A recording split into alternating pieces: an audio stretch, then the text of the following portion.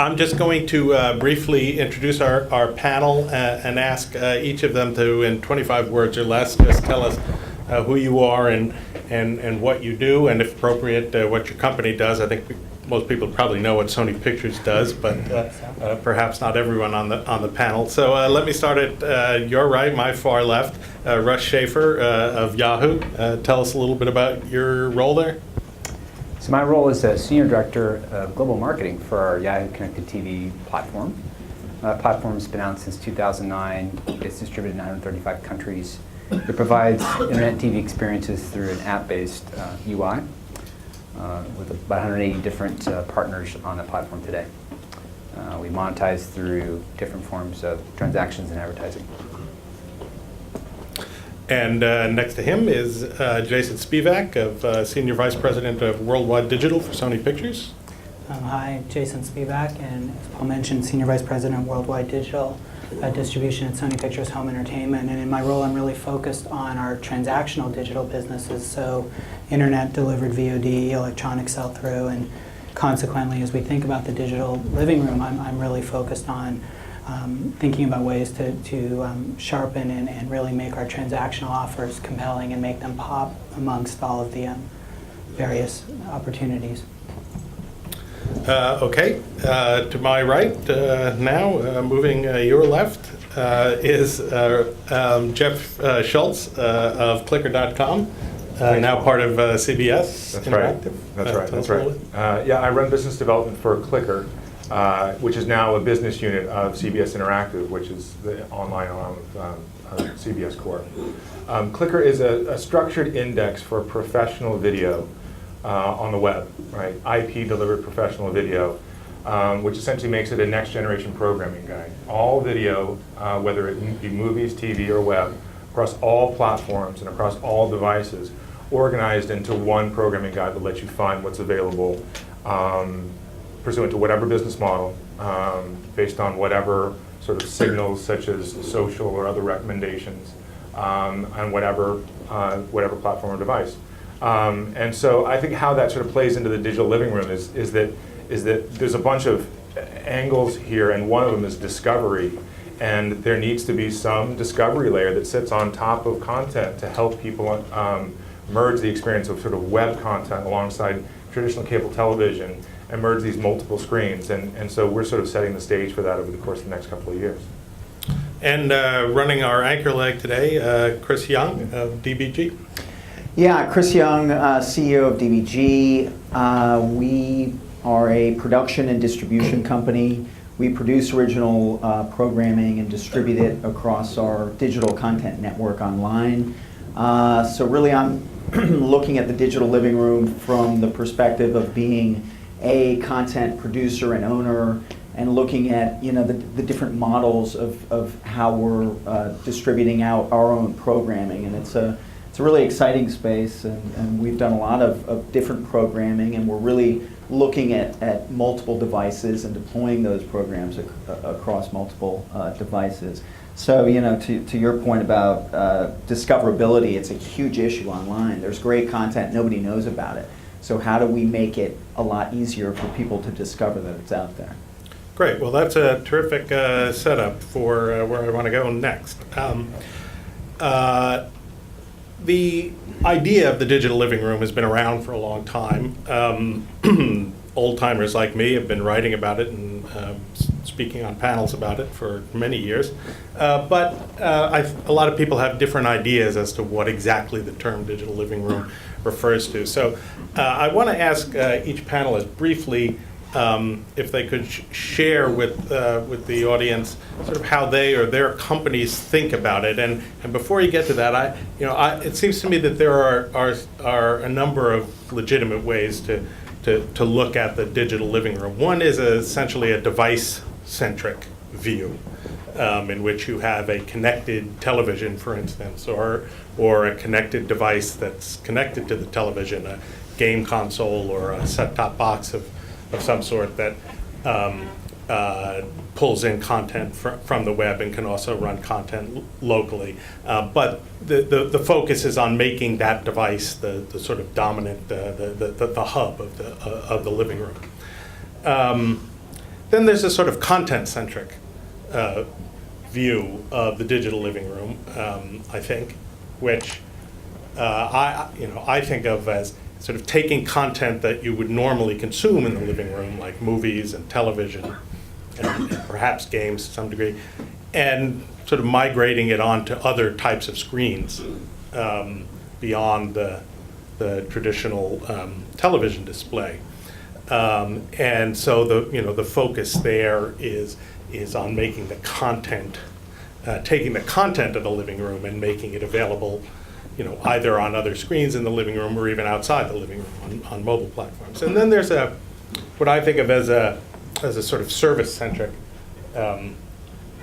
view of the living room, which sort of sees the main challenge as bringing new types of interactive services into the living room that can either deliver traditional content or new types of content, or take traditional content and make it interactive. But it's more of a sort of service-centric view. So with that framing, let me ask. I'll start at this end again. How does Yahoo think about the digital living room? What do you guys mean when you have a meeting about it? Well, you picked out 3 categories. I'd say we probably look at it from 2 different viewpoints, given we're the premium digital media company. That's how we position ourselves. So we're really a creator of content, but we're also a distributor of content. And our primary focus is really on where the consumer happens to consume content, no matter what device it happens to be on. And our platform, basically, for connected TV started in the TV, mainly because it was the fastest way to get distribution, to get in the living rooms. We're in 10 million homes now in a short period of time, within basically about 36 months. We were able to get that. And we'll be in about 16 million by early next year. So the growth rate is huge, but there's limitations on those devices. So we added support in January for, we created technology called device communication to basically enable tablets and phones to connect as well. So no matter what device the consumer chooses, they can, in a sense, experience the content and actually push content back and forth between those devices. So that's, for us, it's whatever happens to be the next technology that emerges, device-wise. We want to enable that as well, as long as the consumer can get access to content and actually enriches what they're doing, and they would like us to provide access to it. So that's the way we kind of view it. And the key piece, I think, that was mentioned as well was about engagement. So one of the challenges you'll find is that a TV, and the way people consume content in the living room, is not as much a search process as it is a playback consumption process. So we create a technology called broadcast interactivity, which actually senses what you're watching on TV and then automatically finds the appropriate content, if it's in an app or however it needs to be presented, and then presents it on the TV or on your tablet or your phone, depending upon what device you have in the living room with you. So those things are out there, and that's the way we view it. We think it'll kind of evolve, and depending upon what consumers choose, and it changes by geography. We're in 135 countries, so it's quite different models.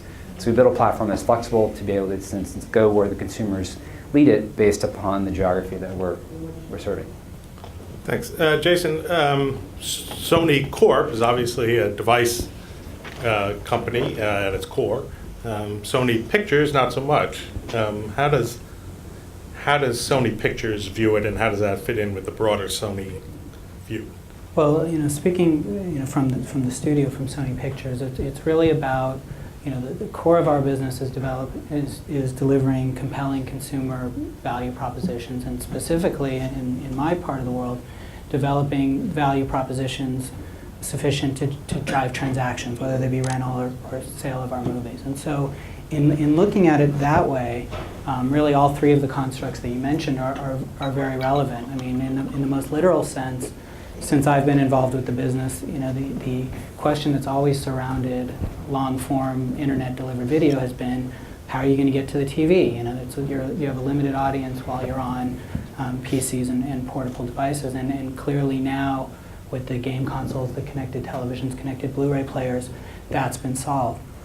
Beyond that, however, when you talk about the myriad of content opportunities, you talk about sell-through products sitting next to rental and a ton of non-transactional offers. It really becomes about sharpening our offers and sharpening that value that we deliver to the consumer. And a key part of that goes into your second point, which is interoperability, portability, multiple devices is a key, aspect of what we're trying to deliver. And then, obviously, services and what they're able to bring into the home are important as well. So really looking at it in all of those ways with the ultimate goal of driving sharp and compelling consumer value. Okay, Jeff, device, content, or services? Well, all of the above. Although none of the answer. The answer is in the business model, which just means that we could figure out the perfect device, and we could figure out the means of getting content into the living room and engaging it within different ways and discovering content that was previously unavailable. But only robust business models, which exist today in the form of multi-channel programming offerings, are getting mainstream content to consumers. Like the illustration would be, like last week there was this big buzz about, how Steve Jobs had said that he finally cracked the TV, right? And what that was going to mean. And that's intriguing, right? Especially to nerds like me, in sort of envisioning what the future of digital living room could look like. But let's assume that he did. Let's assume that the interface is magical. But let's assume for a moment that he did. It won't work if it sits on top of iTunes video rentals, right? Because there's nothing revolutionary about that business model.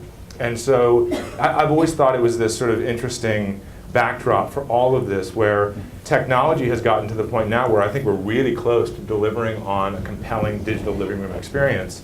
But there has to be a business model to support the delivery of content. Yeah, and that's an excellent point, and I want to circle back to that. But first, let me ask Chris, you guys are a content producer, essentially.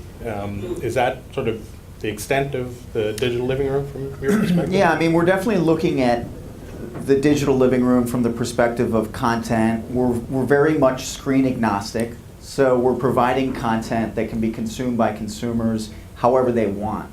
And if it's on a tablet, if it's on a connected TV, on the internet, it's our responsibility to deliver across that. So as I mentioned before we started, we did a show called The Confession, which we aired on Hulu with Kiefer Sutherland and John Hurt back in March. And the idea there was to prove that the digital living room had arrived and that broadcast quality programming with a script, a production value, a talent could originate online and reverse its way back to TV, but start online, and that's what we've done. So, the digital living room is really, if we all take our business hats off, put on our consumer hats, we need to, as content producers, deliver content that people can consume however they want. So I think it's a huge opportunity, and for myself as a content producer, we have to deliver that type of content. And from a storytelling perspective, there are huge opportunities with the interactivity that the internet, the digital living room afford to allow consumers to get involved in the storytelling process. So there are really a lot of opportunities. And as the technology, as clicker discoverability get out there, all of that is going to lead to making it a lot easier to consume. Thank you. So let me pick up on Jeff's point here for a minute. Of course, pretty much everybody, I'm sure, here saw those comments that came out in the biography of Steve Jobs about I finally cracked the TV. It's not clear exactly what he was talking about there. I wrote a piece for GigaOM about it. I said it reminded me of Fermat's last theorem. I don't know if anybody's familiar with that, but it was a mathematician a few hundred years ago who wrote a mathematical theorem in the margin of a book, and then next to it wrote, I've discovered a wonderfully elegant proof of this, but I don't have room for it here. And then he died before he could publish the proof. And for hundreds of years afterwards, mathematicians tried to solve Fermat's last theory, and it finally was recently resolved by some guy from MIT, I think. Anyway, so he's finally cracked it, but he didn't tell us what it was. And I suspect what he was talking about had to do with the interface, the television interface, which is a problem. That is something that needs to be addressed to sort of take the digital living room to the next level. You need to be able to to navigate interactive services from 10 feet away, which is a sort of a technical and engineering problem. But it seems to me if the digital living room is going to be more than just a metaphor and is an actual business opportunity, there has to be something that changes the consumer value proposition from what they have now, which is basically you spend an average of $75 or $80 a month and you get Time Warner Cable or Comcast or DirecTV, and maybe you put Netflix on top of that. But it's pretty much the same pay TV model that we've had for decades now. So what are the weak points in the current model, and what needs to change in order for the digital living room to be more than simply a metaphor for a lot of devices in the living room and become a new value proposition for the consumer? Anyway. Sure. So I think so. Here's how I see the digital living room defined. It's new models for discovery, paired with, and by discovery I mean how do you find what to watch, not just searching, right? Another example, I feel like I'm picking, but there's an Xbox commercial right now where the family says, Xbox, watch X-Men, right? And it plays, and that's cool, but that's not how people watch TV. It really isn't. I mean, every once in a while you know exactly what you want to watch, but typically you don't. And so that's where new discovery models come into play to help you find something to watch. Maybe it's based on what you watched in the past, maybe it's based on who you are, maybe it's based on what your friends watch. New models of engagement, second, and that's, I think Russ touched on this a bit before, and I think it's one of the strengths that they're building into, which is sort of like, all right, well, if we know what you're watching, we can build experiences that feed into that and create a loop, which is a whole more valuable than the sum of its parts. Third is it's connected to the cloud, meaning that there's a bunch of fun stuff going on, like, I don't know, video on demand is automatic, right? That something plays out in real time and then it's waiting for you in the cloud if you wanted to watch it again later. And then multiple screens and multiple users. Multiple users meaning like the living room is smart enough to know who you are and thus offer my kids Wonder Pets, right, while it offers me Breaking Bad, two real life examples. And so this sort of backdrop, I think, sets a stage for what is a compelling digital living room experience, and then what feeds into it from a content perspective. I think a scaled down cable model, right? I think that the point of weakness, if that's what we want to call it, is fat in the existing multi-channel bundle, but not the bundle itself. Like the idea that somehow that Americans are going to get, or consumers worldwide are going to get off the bundle, I think is a little crazy. And that's the sort of revolutionary business model that would potentially turn this business upside down. And instead, I think it's more likely. Why is it crazy to assume that? I think so. I think that there's too much inertia in the existing model for buying once and consuming in an unlimited fashion, right? I mean, you can even, I think, see that in Netflix, right? Which is, in its way, a disruptive service and set of technologies or whatever. But in a way, it looks a lot like the way we've been consuming media in the past, right? Which is we pay a monthly fee and we consume all we want. And so I think it's far more likely that in the near term, the way the digital living room eats away at the existing model is just to cut fat, so that maybe there isn't a $130 cable bill, there's a $50 cable bill of the stuff that matters to someone. That's bad for a niche network that has to now figure out whether they can go it alone, right, a la carte or direct to consumers. But it's not bad for CBS, right? Because we're still in the position we were in the beginning, and probably even with more influence, And so I think the consumer wins, but I don't think it upends the model. Well, one place I think a niche network will increasingly look are to platforms like Yahoo Connected TV, because they're unable to get into the bundle anymore. Yeah, I think you made a lot of good points. I think the business models haven't changed, and because of the production cost of a TV show, as an example, that won't change anytime soon, because the The demand for the quality programming that consumers want to consume is still there, and that's really not changed. So we focus a lot on just user behavior. Is user behavior changing? Because that'll really drive their intent to purchase or buy something different. Their behavior is that they do want to get a reduced cable bill, but they're not willing to trade off the ability to get things in complete sense for everybody in their household. So if there's a better way to package that, then they would be interested in that. I think the economics we're trying to address with on-demand content by this technology I mentioned called broadcast interactivity, because it actually adds content to what you're watching. So it takes what the value that people see in the internet, which is personalization, targeting, instantly available, and delivers that along with the stream you're getting, no matter where that video stream comes from. If you have it on your DVR, if you get it from Netflix, it doesn't matter. And it provides relevant content. So that's what people are kind of demanding, because when they're sitting in the living room, 70% of all TV viewers co-browse. They have some other device and they're consuming content. So we think if we can address the economic piece, provide added value content, then they can actually unbundle some of those packages and reduce the cost, because they're getting money somewhere else that actually completes the economic picture, so they can pay for the production of the shows.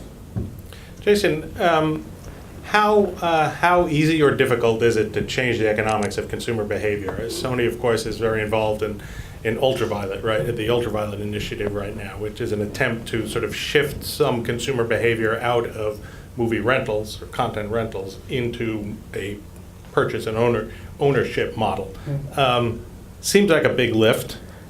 Yeah, I mean, I think it all starts and ends with the consumer. I mean, obviously, don't want to sound cliche here, but that is really the way we look at it and the way we think about it. And to the point that Russ just made, the demand has not changed for premium, first-run, studio-produced content. We know that.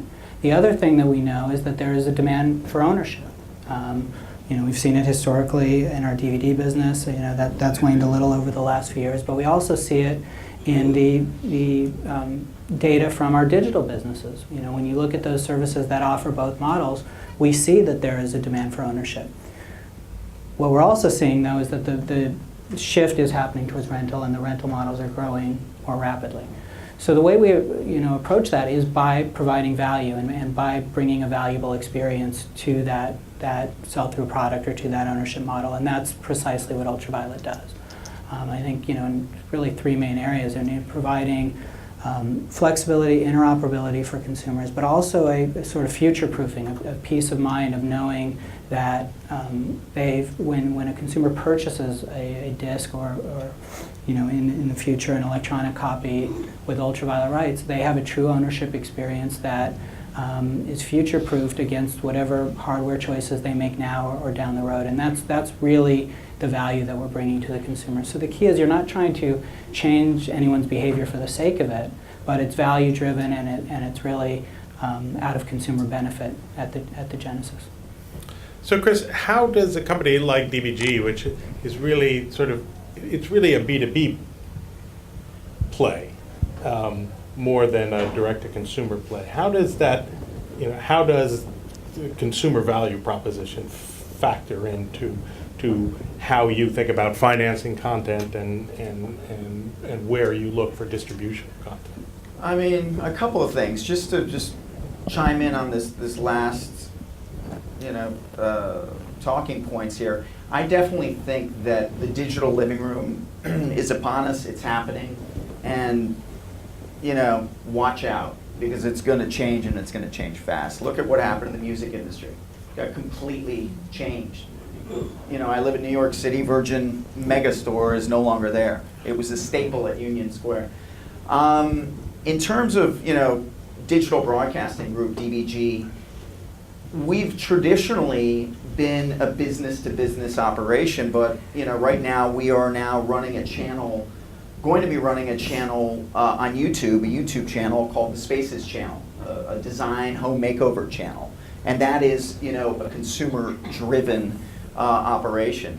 So I would say that, we're also looking at our own digital, what we call our DLR strategy within DBG, where we're looking at partnering to drive an icon within a set-top box, within a Blu-ray player of a consumer-facing brand. So we're actually, pivoting between B2B and B2C, but from a consumer perspective, as we're thinking about programming, it's how do we deliver it multi-screen to cater to the consumer, and how do we involve a lot of interactivity and different things that are afforded to us through the digital living room and different things that can bring users into the storytelling process. So we did a program last year with Seth Green called Control TV, where it was live streamed on the internet for 6 weeks, and consumers were able to vote. People were able to go to the site and vote for every aspect of this guy's life, from who he dated to who he dumped to how he got woken up in the morning. Everything was a consumer vote. Mariachi band, right? Yeah, mariachi band, exactly. We had 45,000 people on average for every vote, about as mundane of what should he have for breakfast, or as serious about should he break up with this girl. The consumers were part of the storytelling process. So how can we factor all of this into reshaping storytelling? So there's really a lot of far-flung opportunities with this, and I think you guys were talking about discoverability and the digital living room, and how do you operate with an interactive TV, and Steve Jobs. I just picked up the iPhone 4S, and as I was driving over here down Santa Monica, I was talking to my phone, saying text this person, text that person. I think the keyboard is a couple of revisions on its way out. Everything's going to be speech technology, and you're going to see that in the digital living room. So I think change is upon us. It's going to happen fast. And if I were a traditional cable channel charging $130 a month, that's not going to last. When you can buy a Blu-ray player, pick up a huge load of icons, including Yahoo's digital living room, and have that at your fingertips without even having access to cable. I want to pick up on the discoverability question.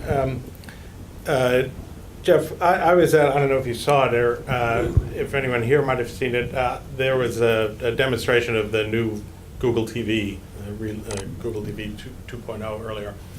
And the woman from Google made what I thought was an interesting point, that the first version of Google TV, I don't know if anyone was unfortunate enough to have it. I had the Logitech version. The interface essentially was a search bar, and you typed the search query into it, and it was very much an attempt to bring sort of web search-based interface that Google, of course, is their native. That's their home turf, and port that over to the television, and it didn't really work. And they've obviously made a lot of revisions to the interface for this new version. And one of the points she made was that they discovered through feedback that they really needed something that was more like a browsing experience, not a web browsing, but a TV browsing experience as part of the interface, that it couldn't be entirely search driven. So in a sense, they seem to be moving back in the direction of sort of what Clicker does, and what some other companies in the same space do. But so what does that tell us about how consumers are likely to interact with devices in the living room? I mean, the web-based interface, the web-centric interface, does not seem to be the answer. At least it didn't Right. in Google's case. So what does that tell us about how we have to approach consumers in the digital living room?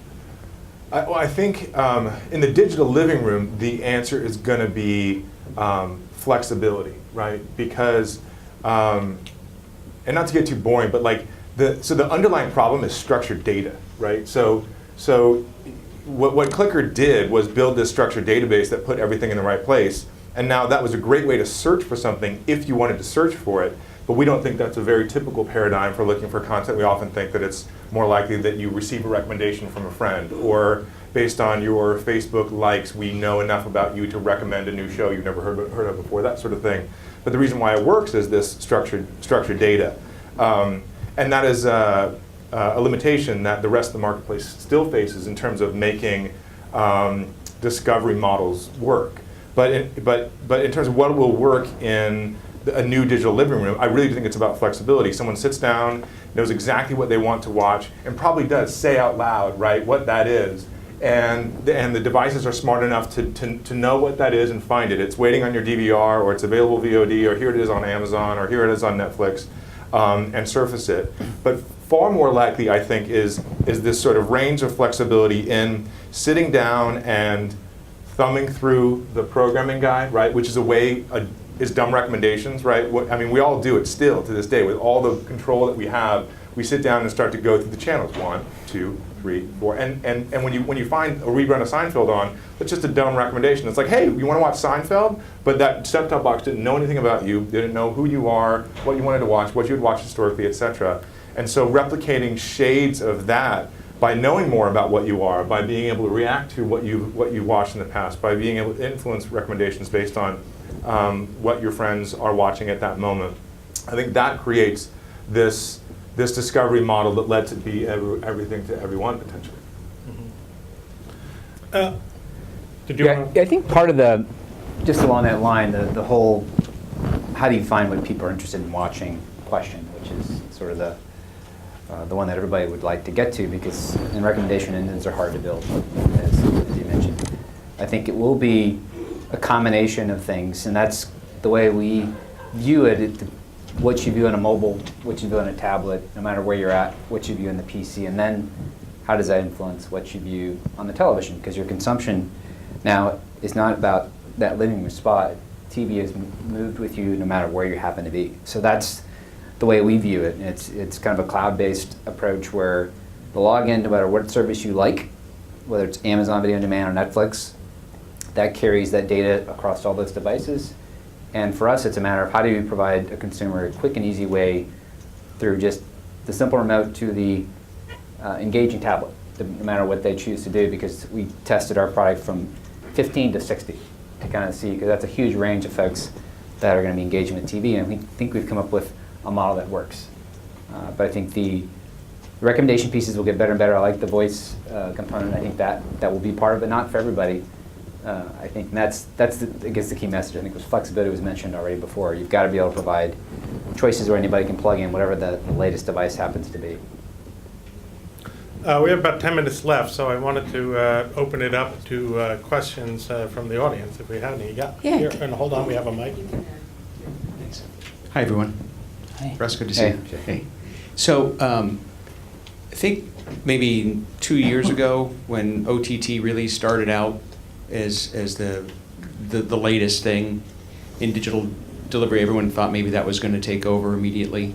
I think now, with a little dust behind us here, we've got in a view under the covers, we've seen that it's not just the experience. The experience is a fundamental component, but also the financial component is clearly a big piece, and that's all sorting itself out, right, in terms of not only the cost of content, but the cost of delivery for the consumer. And I'm wondering what each of the panelists thinks the percentage of importance, how that weighs out in the consumer's mind as a driver, is the experience versus the overall cost, right? Because I think we're seeing MSOs versus pure online plays like Netflix and so forth. There's some interesting battles taking shape in terms of consumer adoption and all that sort of thing, and how much, again, is going to be driven by the pure desire to have that completely personalized experience of whatever content they want versus the bottom line.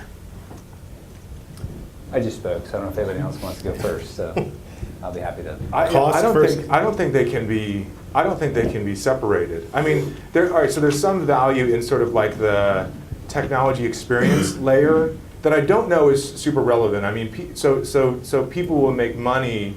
I don't even know that it's relevant to I think how you framed it in terms of the business models and over the top, right? That there'll be winners and losers in creating these great technologies, leveraging the fact that we've got a tablet in our hands now, and so app developers can create stuff that talks to the television and vice versa. And Apple rolls out a new TV, and that's a beautiful product that a lot of people buy. But I don't know that that necessarily influences the underlying content business models. And so if your question is it more important the value people receive or sort of saving money? I think it's a combination of two. And I think that's what gets us to smaller bundles, right? I think that people absolutely feel that they're paying too much. In fact, that's pretty, pretty widely verified with sort of polls and studies, right? That people have a sense that they pay too much for content, but they do value premium content. There's no doubt about that.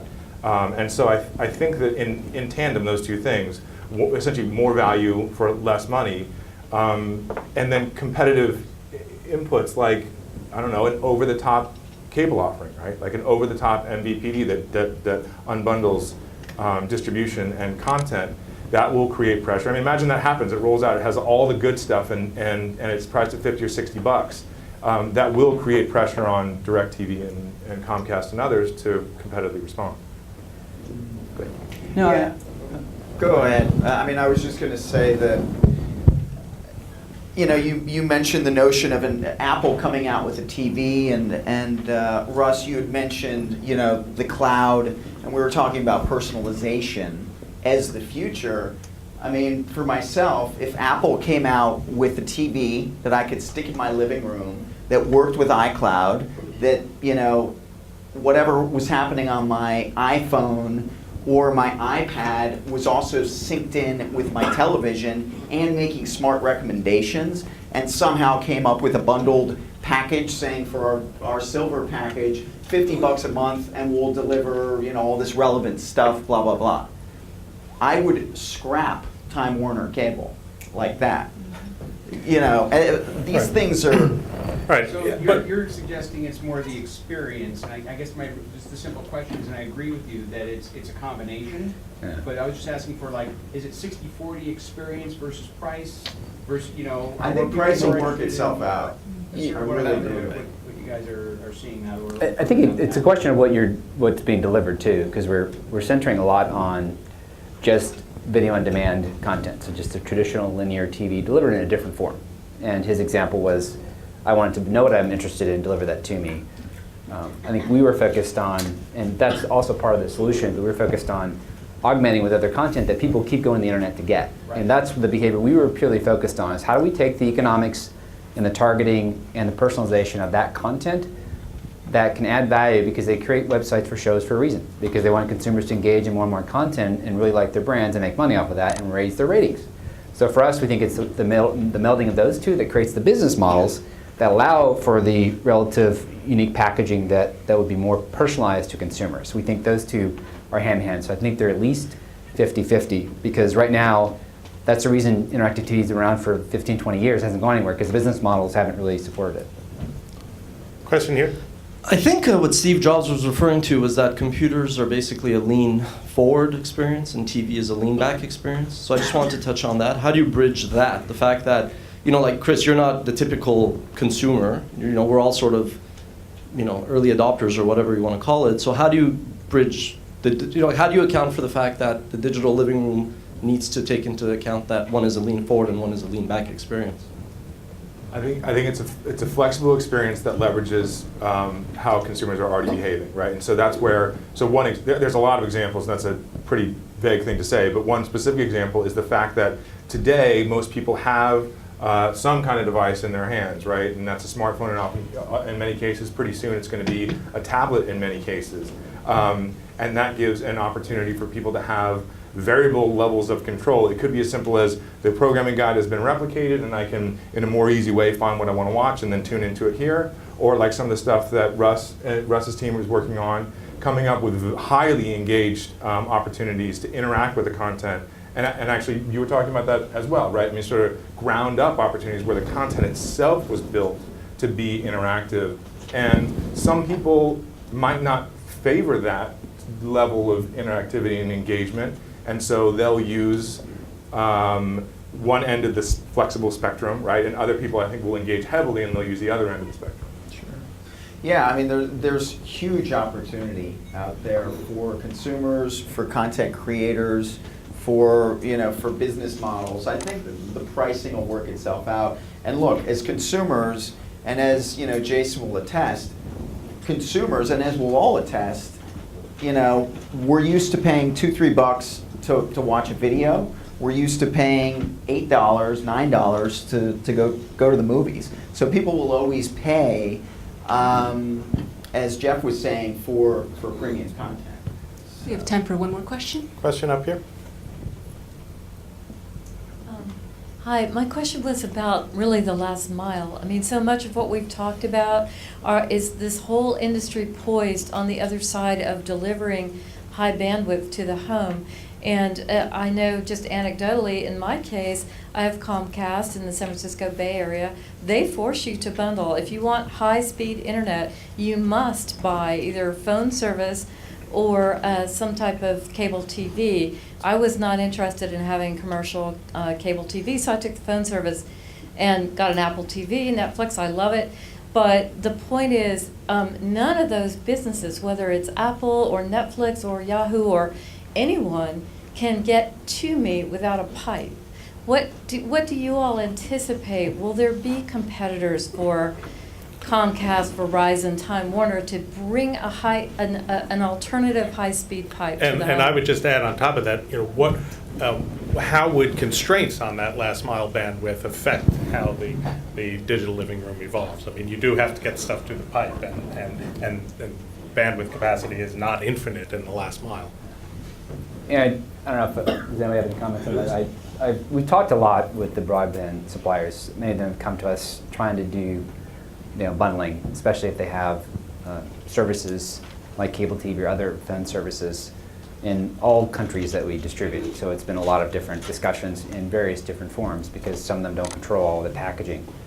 So because of HD sort of getting to a streaming level of less than 2 megabit, that to me was a tipping point, and where the bandwidth is not as big of an issue. And the models that we focus on delivering, there's very little content that can't be streamed over a standard DSL connection, which opens up a bigger market. So I think that for the first 2 years, the first year and a half, we were somewhat constrained, but I think that's changing. And if you look at the cost model, I think for every dollar, a cable company has 60% is cost for distributing that service. If you look at broadband, it's like 20 cents.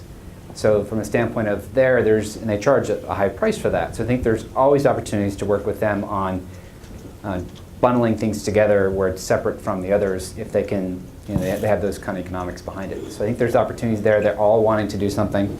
So it's more a matter of, as I said, the business model pieces on the bigger TV delivery have to be figured out because all those things sort of tie together. I think we have to leave it there. Thank you to the panel. It's an interesting discussion. Thanks very much.